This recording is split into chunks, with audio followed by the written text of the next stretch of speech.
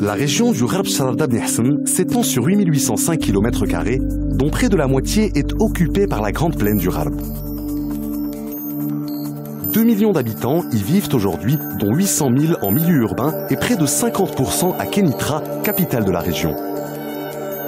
La deuxième ville régionale est Sidi Qassem, suivie des centres urbains de Sidi Slimane,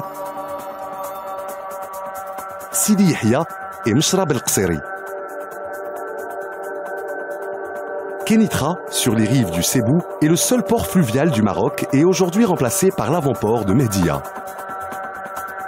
Sidi Qassem, dotée d'une raffinerie de pétrole, s'est construite sur le seul bassin pétrolier du Maroc reconnu à ce jour.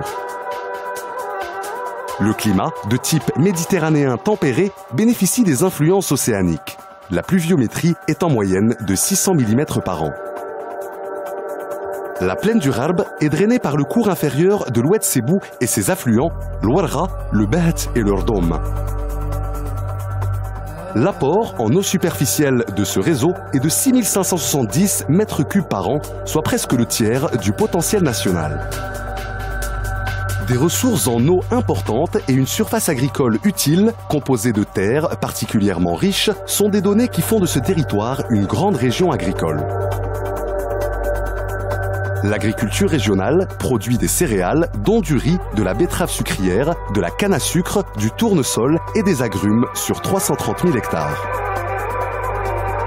Au sud de la région se trouve une partie de la forêt de chêne-liège de la Marmora sur plus de 30 000 hectares, tandis que 75 000 hectares ont été plantés d'eucalyptus pour alimenter les usines de cellulose. Le littoral atlantique est isolé des zones arables par un long cordon dunaire. 2 centres balnéaires s'y sont développés. Mehdia, à l'embouchure du Sébou, et Moulay Bouslham sur la limite nord de la région. Chacune de ces stations se trouve à proximité de zones humides remarquables par leur biotope. Sidi Bouraba, près de Mehdia, situé dans une forêt de thuyas et de genévriers rouges, n'a pas de contact direct avec l'océan. C'est un lac refuge de nombreux oiseaux sédentaires ou migrateurs. La Marja Zarga, proche de Moulay Bouslham, communique avec l'océan. On y récolte de nombreux mollusques et des oiseaux migrateurs, comme les flamants roses, y font régulièrement étape.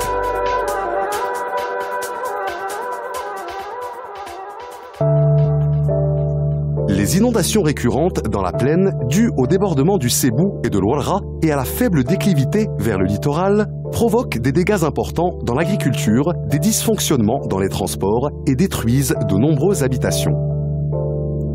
Les cultures intensives sont par ailleurs de grandes consommatrices d'eau et la pollution du Sébou est telle que le fleuve est devenu pratiquement abiotique.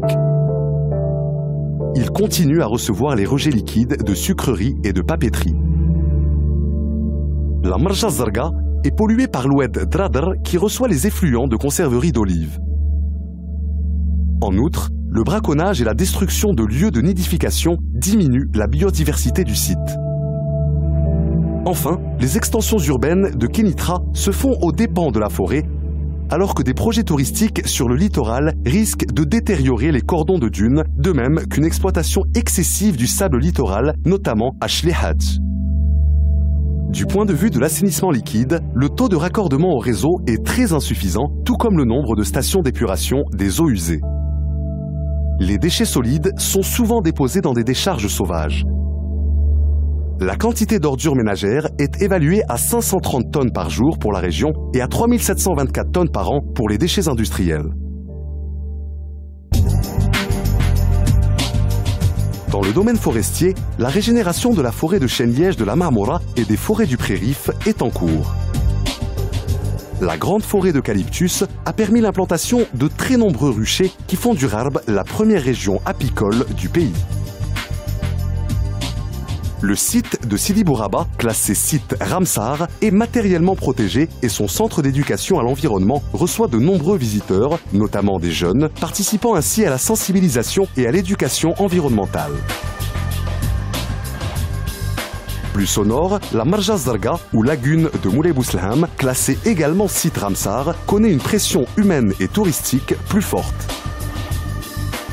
Les organismes de contrôle tels que l'Observatoire régional de l'environnement et du développement durable, le Comité régional des études d'impact environnemental ou le Centre régional de l'Institut national de la recherche halieutique entrent dans le cadre de la protection de l'environnement régional. La seule station de traitement d'eaux usées fonctionnelle est celle de Dargdari. Il s'agit d'un lagunage avec 2 bassins en série, anaérobie et facultatif, dont les effluents sont réutilisables en agriculture. La station de Sidi Qassem, du même type, est en cours de construction et recevra 11 000 m3 par jour. Le réseau d'assainissement en milieu urbain sera renforcé et 18 stations d'épuration des eaux usées seront prochainement réalisées à travers la région dans le cadre du projet de dépollution du bassin de Sebou avec l'appui technique de l'ONEP et celui financier de l'Union européenne. Les déchets solides de Kénitra sont traités dans une décharge contrôlée, tandis que la collecte des ordures ménagères fait l'objet d'un plan d'amélioration au niveau régional. 2 décharges contrôlées sont prévues à court terme et 3 décharges sauvages seront réhabilitées.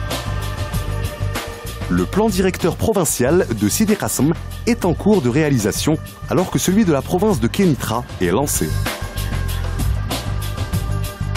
Dans le domaine agricole, de grands projets intégrés sont mis en place. À Khnichat sur 40 600 hectares et à Zgota sur 43 000 hectares. Il s'agit d'améliorer l'agriculture pluviale en terre-bourg. Des périmètres arboricoles en zone de pente sont créés. Le souci du développement durable passe par les 5 filières retenues dans le plan agricole régional. Arboriculture, maraîchage, culture sucrière, riziculture et production animale et laitière. Une politique nouvelle, dans le cadre du plan Halieutis, permettant d'améliorer la gestion, l'exploitation et la préservation des ressources marines et de préserver leur biodiversité sur le littoral. Le projet phare de la région Gharb Sharada Bni Hassan concerne la maîtrise des débits de l'Oued Sebou pour protéger la plaine des inondations et la dépollution des eaux du fleuve, entreprise localement à travers 10 projets de dépollution industrielle avec l'aide du FODEP d'un montant de 70 millions de dirhams. En ce qui concerne les inondations, après la mise en service du barrage El Wahda sur l'Oued Warra, 4 barrages sont en cours de réalisation et 2 autres en projet sur le Sebou et le Baht pour pallier les grandes crues.